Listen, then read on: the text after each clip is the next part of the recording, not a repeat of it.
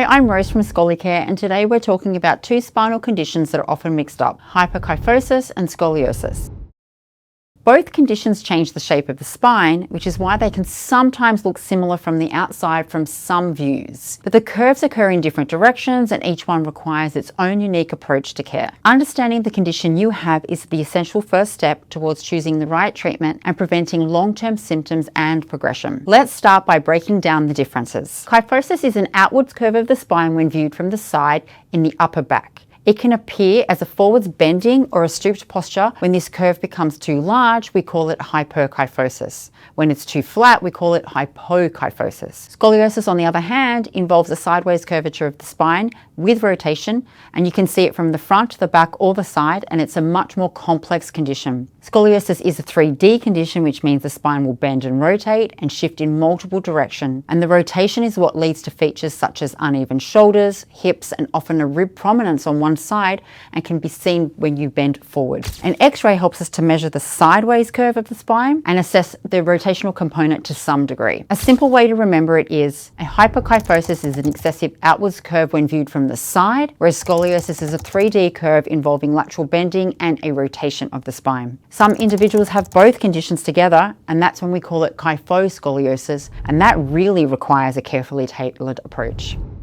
Now let's look at what causes each condition. Scoliosis can be idiopathic scoliosis, which is the most common type that occurs in adolescence when we really don't know the exact cause. Degenerative scoliosis occurs in adults, and it's related to disc wear, arthritis, muscle imbalances, and other things that occur as we age. Hyperkyphosis may develop from postural kyphosis, often related to poor posture or weak back muscles, and it can be particularly prevalent in teens and people that work at desks. Sherman's kyphosis is a structural type of kyphosis seen in adolescence where the vertebrae actually become wedge-shaped. Degenerative hyperkyphosis appears later in life as the discs thin and posture collapses forward. It can also be associated with osteoporotic fractures. Knowing the cause helps clinicians select the best and safest way to treat in a non-surgical way. Hyperkyphosis and scoliosis can affect the body in different ways. Hyperkyphosis may lead to rounded shoulders, neck strain, back fatigue, and in more severe cases, even reduced lung expansion or discomfort. Scoliosis may cause uneven shoulders or hips, a noticeable rib prominence on one side when you bend forward, or general imbalance in your posture. Both conditions can influence movement,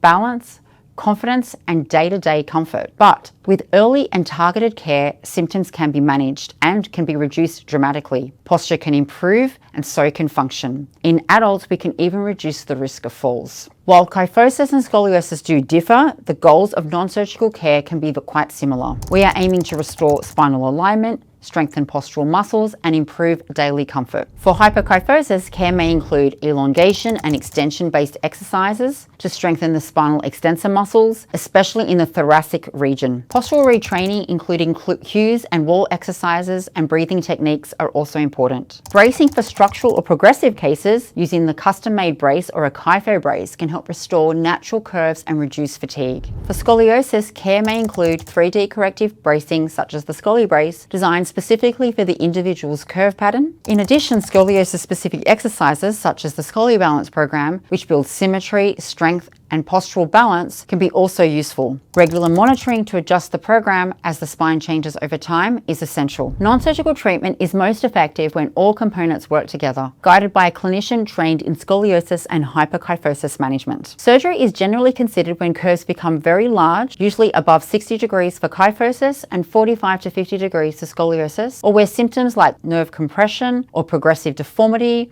or lung function limitations become significant. Even when surgery is the recommended path, non-surgical care can still play an important role. It can help with pre-surgery conditioning and supporting recovery after the surgery. Hyperkyphosis and scoliosis may look similar at first glance from a particular view, but their spinal directions and their care plans can be quite different. The key is early detection and individualized guided care that addresses your unique spinal pattern. At Scolicare, we focus on clinical assessment and a targeted management approach of both conditions, helping patients to move forward with greater confidence and strength. Thank you for joining me today.